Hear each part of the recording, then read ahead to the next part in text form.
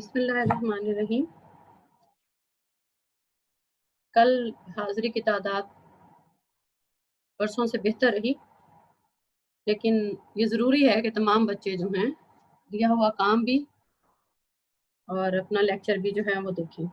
میں نے کل آپ کو بتا دیا تھا کہ اٹینڈنس انہی کی مارک ہوگی جو بچے اپنا کام کریں گے، اور جس دن کام کہا جائے گا اسی دن کریں گے، اس طرح سے بات نہیں چلے گی۔ ہمارا آج کا موضوع ہے نظریہ پاکستان۔ برصغیر پاک و ہند کے مسلمان ہمیشہ سے ہی اپنے آپ کو ایک الگ قوم سمجھتے رہے ہیں، جن کی اپنی ایک مخصوص تہذیب، تمدن، ثقافت، تاریخی ورثہ اور فلسفہ حیات رہا۔ ان کی یہ ممتاز اور منفرد حیثیت ہمیشہ برقرار رہی۔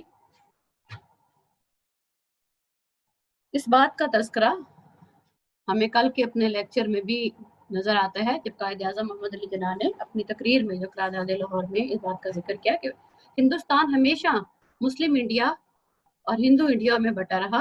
ہاں، انگریزوں کے دور میں جو ہے اسے مشترکہ سیاسی لاہ عمل کے تحت جو ہے انہیں نظام جو ہے وہ چلایا گیا، ورنہ ایک طویل عرصے تک جو ہے ہندوستان مسلم انڈیا اور ہندو انڈیا میں بٹا رہا۔ اس فرق کو ابو ریحان، مشہور فلسفی ابو ریحان البیرونی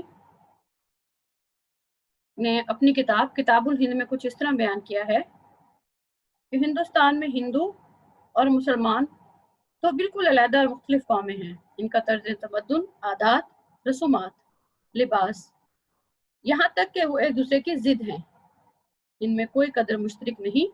ہندو غیر ملکیوں یعنی مسلمانوں کو ملیچ یعنی ناپاک سمجھتے ہیں اور ان کے ساتھ میل ملاپ یا سوشلائزیشن کو برا خیال کرتے ہیں۔ ان کے اور مسلمانوں کے درمیان ایک وسیع خلیج حائل ہے۔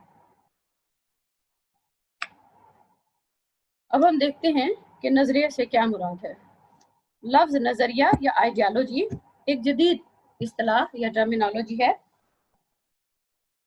انگریزی زبان اور اردو میں اس کا استعمال 19ویں صدی کے دوسرے حصے میں شروع ہوا۔ ڈاکٹر جارج براس نے آئیڈیالوجی کی تعریف کچھ اس طرح سے کی ہے: عام زندگی کا ضابطہ یا کوئی پروگرام جس کی بنیاد فکر و فلسفہ پر استوار ہو، آئیڈیالوجی کہلاتا ہے۔ جبکہ ورلڈ انسائکلوپیڈیا نے لفظ آئیڈیالوجی یا نظریے کی تعریف کچھ ایسے کی ہے کہ نظریہ سیاسی اور تمدنی اصولوں کا مجموعہ ہے جس پر کسی قوم یا تہذیب کی بنیادیں استوار ہوتی ہیں، جو کسی قوم یا ثقافت کے فطری نشو و نما کے عمل میں مدغم بھی ہو سکتی ہیں۔ مختصراً، نظریہ سے مراد ایسا ضابطہ یا پروگرام ہے جس کی بنیاد فلسفہ و فکر پہ رکھی گئی ہو اور یہ انسانی زندگی کے مختلف پہلوؤں مثلاً سیاسی، معاشرتی اور تہذیبی مسائل کے حل کے لیے کوئی منصوبہ بنایا گیا ہو۔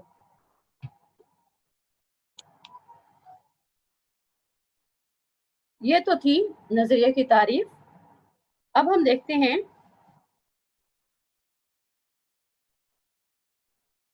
کہ لفظ قوم سے کیا مراد ہے،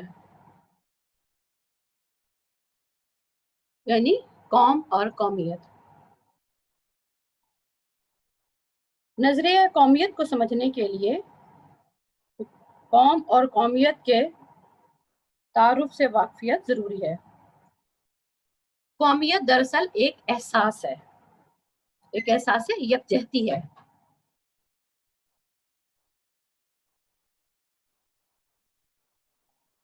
یہ احساس یکجہتی کسی بھی بنیاد پر پایا جا سکتا ہے۔ جب ہم قوم اور قومیت کی مختلف تعریفیں دیکھتے ہیں، مثلاً مشترکہ رنگ، نسل، علاقہ، رہائش، ہاں یہ ضرور ہے، قومیت وہ احساس ہے جو لوگوں کے گروہ کو قوم بنا دیتا ہے، کسی مشترکہ مقصد کے لیے، کسی مشترکہ لاہ عمل کے لیے، اور پھر کسی اس مخصوص مقصد کے لیے وہ متحد ہو جاتے ہیں، ایک قوم بن جاتے ہیں قومیت کے اس احساس کی بنیاد پر، جو کسی بھی بنیاد پر پیدا ہو سکتا ہے، جیسے کہ میں نے کہا مشترکہ زبان، مشترکہ رنگ، مشترکہ نسل، مشترکہ رہائش۔ مشہور فلسفی لاسکی کی ڈیفینیشن یہاں پر کوٹ کروں گی: یعنی قومیت جو ہے وہ کہتا ہے اتحاد کا ایک مخصوص احساس ہے جو ان لوگوں کو جو اس احساس میں شریک ہوں باقی لوگوں سے ممتاز کر دیتا ہے۔ اب ہم بات کریں گے اسلامی نظریہ قومیت کی۔ اسلام کے بنیادی عقیدے کی روح سے سچا دین صرف اسلام ہے۔ دین اسلام حضرت آدم علیہ السلام کی پیدائش کے دن سے چلا آ رہا ہے۔ اسلام کسی ایسے اجتماعی نظام کو قبول نہیں کرتا جس کی بنیاد لا الہ الا اللہ کے علاوہ کسی اصول پر رکھی گئی ہو۔ یہی وجہ ہے کہ اسلام دنیا کے جو باقی قومیتوں کے عوامل ہیں، فیکٹرز ہیں، مثلا جیسا کہ ابھی میں نے کہا رنگ، نسل، زبان، رہائش، اس کی بنیاد پر قومیت کی بنیاد نہیں رکھتا۔ اس سے پہلے اگر ہم 2 لیکچر دیکھیں، خطبہ الہ آباد میں علامہ اقبال نے بھی جب آپ یورپ گئے وہاں قیام کے دوران آپ کو اندازہ ہوا کہ کتنا فرق ہے مغربی تصور قومیت اور اسلامی نظریہ قومیت میں، جس کا اظہار انہوں نے نیل کے ساحل سے لے کر تابخا کے کاشیگر کی صورت میں شعر میں بھی اور اپنے بعد میں مختلف اشعار اور اپنے رویوں سے بھی اپنی مختلف جو ان کی سرگرمیاں تھیں قیام یورپ کے بعد برصغیر پاک و ہند میں انہوں نے اس کو ثابت کیا۔ مسلمانوں کے لیے نظریہ زندگی صرف اسلام ہے۔ قائد اعظم محمد علی جناح نے اس بات کو انتہائی خوبصورتی سے جگہ پہ فرمایا کہ مسلمانوں کی قومیت کی بنیاد کلمہ توحید ہے، وطن اور نسل نہیں۔ جب ہندوستان کا پہلا فرد مسلمان ہوا تھا تو وہ پہلی قوم کا فرد نہ رہا بلکہ ایک جداگانہ قوم کا فرد بن گیا، گویا ہندوستان میں ایک نئی قوم وجود میں آ گئی۔ اب ہم بات کریں گے نظریہ پاکستان۔ اس میں کوئی دوسری بات نہیں ہے، نظریہ پاکستان دراصل نظریہ اسلام ہی ہے، اور اسی بنیادی عقیدے کو 2 قومی نظریہ بھی کہا جاتا ہے۔ مسلمانوں کو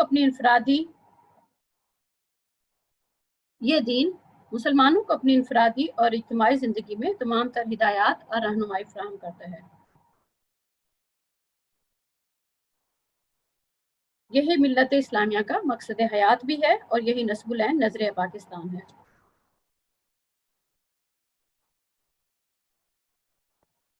اسلام اور ہندو مت کے درمیان تصادم 1200 سال سے چلا رہا تھا۔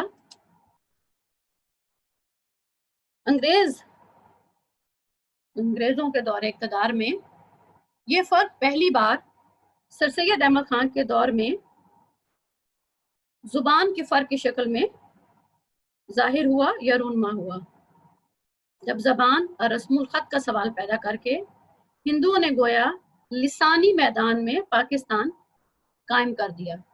یعنی جو فرق تھا مسلمانوں اور ہندوؤں کے درمیان وہ انہوں نے خود ایک لکیر کھینچ کر واضح کیا، that we are not equal, we are not same۔ یہی وجہ ہے کہ سر سید نے مسلمانوں کے لیے انتہائی سمجھداری سے فرقے کی بجائے قوم کا لفظ استعمال کیا اور ان کو بتایا کہ ان کی علیحدہ قومیت کی ایک مضبوط بنیاد موجود ہے۔ اب ہم دیکھیں گے کہ قائد اعظم محمد علی جناح اور نظریہ پاکستان کے حوالے سے ہمارے قائد اعظم محمد علی جناح نے کیا ارشاد فرمایا۔ قائد اعظم محمد علی جناح نے مسلمانوں کی علیحدہ جداگانہ قومیت کی بہت سے مواقعوں پر وضاحت کی، جس کا کہ خلاصہ کچھ اس طرح سے ہے۔ مثلا 23 مارچ 1940 کو آپ نے فرمایا اسلام اور ہندو دھرم 2 مذہب نہیں بلکہ در حقیقت 2 مختلف معاشرتی نظام ہیں، لہٰذا اس خواہش کو خواب و خیال ہی کہنا چاہیے کہ ہندو اور مسلمان مل کر ایک مشترکہ قومیت تخلیق کر پائیں گے۔ سیدھی سی بات ہے، یہ لوگ آپس میں شادیاں نہیں کرتے اور نہ ہی ایک دسترخوان پر کھانا کھاتے ہیں۔ میں صاف صاف الفاظ میں کہتا ہوں کہ وہ 2 مختلف تہذیبوں سے تعلق رکھتے ہیں اور ان تہذیبوں کی بنیاد ان تصورات اور حقیقتوں پہ رکھی گئی ہے جو ایک دوسرے کی ضد ہیں۔ انسانی زندگی کے متعلق ہندوؤں اور مسلمانوں کے خیالات اور تصورات ایک دوسرے سے مختلف ہیں۔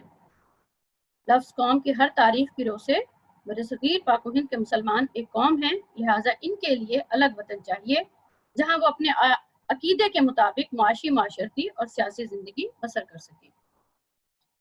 13 جنوری 1948 کو یعنی قیام پاکستان کے بعد اسلامیہ کالج پشاور کے طلباء سے خطاب کرتے ہوئے آپ نے فرمایا کہ ہم نے پاکستان کا مطالبہ محض ایک زمین کا ٹکڑا حاصل کرنے کے لیے نہیں کیا تھا، بلکہ ہم ایک ایسی تجربہ گاہ حاصل کرنا چاہتے تھے جہاں ہم اسلام کے اصولوں کی سچائی کو ثابت کر سکیں، یعنی اسلام ایک عالمگیر مذہب ہے۔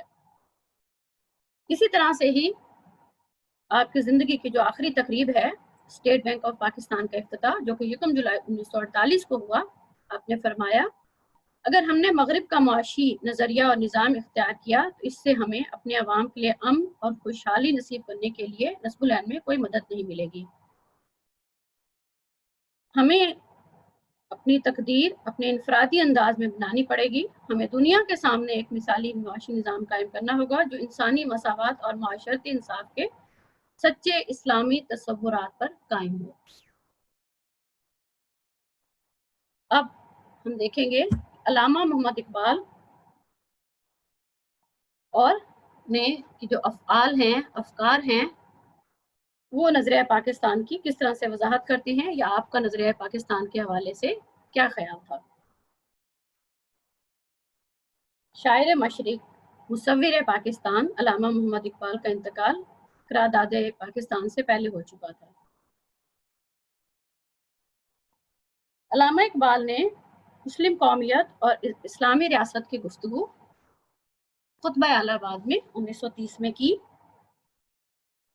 یہی وجہ ہے کہ علامہ محمد اقبال کا اسلامی ملت کا تصور نظریہ پاکستان کہلانے لگا اور وہ مفکر پاکستان کہلائے۔ ان کی تقریروں کی روشنی میں انہوں نے اسلامی ریاست کی تشکیل اور اس کی غرض و غایت کے بارے میں جو فرمایا وہ کچھ اس طرح سے ہے، اور جو ثابت کرتا ہے کہ انہیں بھی ہندوستان میں مسلمانوں اور ہندوؤں کی متحدہ قومیت نامنظور تھی۔ مارچ 1909 میں ایک ہندو مسلم مشترکہ معاشرے مشاعرہ کی انہیں دعوت دی گئی۔ آپ نے معذرت کرتے ہوئے لکھا، اس مشاعرے میں شرکت سے معذرت کرتے ہوئے لکھا، میں خود اس خیال کا رہ چکا ہوں کہ امتیاز ملت اس ملک سے اٹھ جانا چاہیے، مگر اب میرا خیال ہے کہ قومی تشخص کو محفوظ رکھنا ہندوؤں اور مسلمانوں دونوں کے لیے مفید ہے۔ ہندوستان کے اندر مشترکہ قومیت پیدا کرنے کا خیال تو بہت خوبصورت ہے، مگر موجودہ حالت کے لحاظ سے ناقابل عمل ہے۔ یعنی اپنی زندگی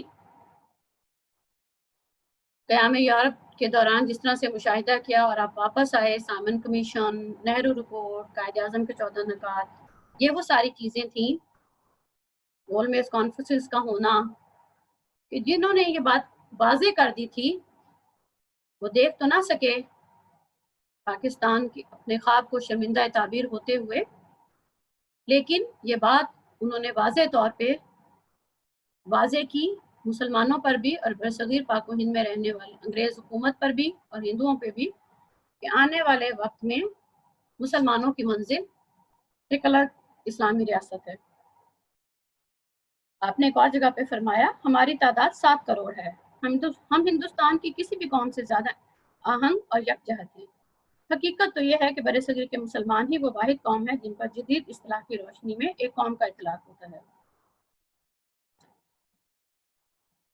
ہندو ہم سے ہر بات میں بہت آگے سہی، مگر ابھی تک وہ یکجہتی حاصل نہیں کر پائے جو ایک قوم کی خصوصیت ہوا کرتا ہے، اور جو اسلام نے ہمیں محض تحفہ کی صورت میں عطا کی ہے۔ بلا شبہ ہندو ایک قوم بن جانے کا جذبہ تو رکھتے ہیں، مگر یہ کٹھن عمل ہے۔ اب ہم آتے ہیں کہ ہمارے پاکستان کے مختلف، اس بات کا تھوڑا سا جائزہ لے لیتے ہیں، دوہرا لیتے ہیں کہ مختلف پاکستان کے نامور لوگوں نے نظریہ پاکستان کے حوالے سے کیا کہا۔ پاکستان کے مختلف ادیبوں، دانشوروں اور مصنفوں نے نظریہ پاکستان کی تعریف انتہائی خوبصورت انداز سے کی۔ مثلاً پروفیسر عبدالقادر کہتے ہیں نظریہ پاکستان اس عقیدے اور نصب العین کو کہا جاتا ہے جس کی بنیاد پر قیام پاکستان کی تحریک چلائی گئی۔ ये अकीदा बिलाशुबा इस्लाम था और हमारा नस्बुल ऐन यह था कि दो कौमी तसव्वुर की बुनियाद पर हिंदुस्तान में मुसलमानों की ऐसी रियासत कायम की जाए जिसमें रहते हुए वो अपनी इनफरादी और इज्तिमाई ज़िंदगी की तंजीम इस्लामी उसूलों के मुताबिक कर सकें। डॉक्टर सैयद अब्दुल्ला नज़रिया पाकिस्तान के हवाले से कहती हैं, ये नज़रिया इबारत है अव्वल इस अकीदे से कि पाकिस्तान दो कौमी नज़रिया का नतीजा है, दोम ये कि मुसलमानों की कौमियत लफ्ज़ इस्लाम है। चूँकि मुसलमान एक मुनफरिद कौम है, इसलिए इनकी मुआशरत, तहजीब, इल्मुल इखलाक भी मुनफरिद है और उर्दू पाकिस्तान में इसकी तर्जुबान ज़ुबान है। अल्लामा अलाउद्दीन सिद्दीकी कहते हैं, नज़रिया पाकिस्तान इस चीज़ का नाम है कि इस सरजमीन के अंदर इस्लाम राइज हो, अफरादी जमातों पर भी, हुकूमत पर भी और तमाम कुव्वतों से कवी तर कुव्वत यहाँ इस्लाम हो। यानी अल-मुख्तसर, मैं अपनी बात इस तरह से कुछ ख़त्म करूँगी कि नज़रिया पाकिस्तान का मरकज़ी नुक्ता ये है कि इस खित्ता अर्ज़ में, जिसे मुसलमानों ने अपने जुदागाना तशख़्ख़ुस के भरपूर इजहार के लिए एक आज़ाद मुमलिकत के तौर पर, एक आज़ाद रियासत के तौर पर हासिल किया था, जहाँ वो अपनी तहजीब, मिली विरसा को परवान चढ़ा सकें, जो उनकी शनाख्त और इनकी शनाख्त इसी नज़रिए से हो कि वो अपने लिए एक इस्लामी मुआशरा कायम कर सकें। यानी बात का आखिरी हिस्सा, पाकिस्तान का मतलब क्या? ला इलाहा इल्लल्लाह। अल्लाह हाफिज। अब आ जाए कि हम आज लिखने वाला सवाल हमारा क्या होगा।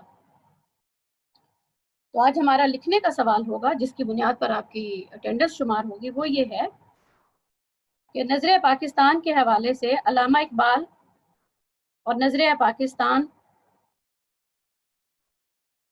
के बारे में किताब में क्या तफसील मौजूद है, ये आपने लिखनी है। अल्लाह हाफिज। इंशाअल्लाह ताला कल हमारी मुलाकात इस मौजू पे होगी कि वो कौन से अवामिल थे जिसकी बुनियाद पर मुतालबा पाकिस्तान किया गया। अल्लाह हाफिज।